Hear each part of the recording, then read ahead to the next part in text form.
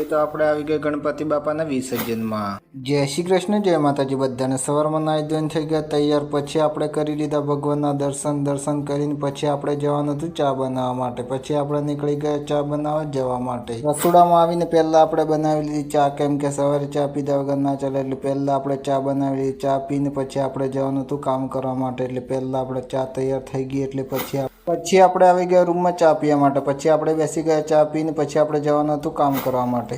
થોડી વાર પછી આપણે આવી ગયા બીજે માળ કામ કરવા માટે। અહીંયા તો આજે વરસાદનો પણ માહોલ જમી રહ્યો હતો, વરસાદ આજે જરૂર આવશે એવું લાગે છે। પછી આપણે અહીંયા રહીને થોડી વાર જોઈ રહ્યા હતા, કેમ કે વરસાદ પણ ચાલુ થઈ જવાનું છે ને ફટાફટ કામ પણ પતાવવાનું હતું, એટલે પછી આપણે પહેલાં આપણે કામ પતાવી લઈએ।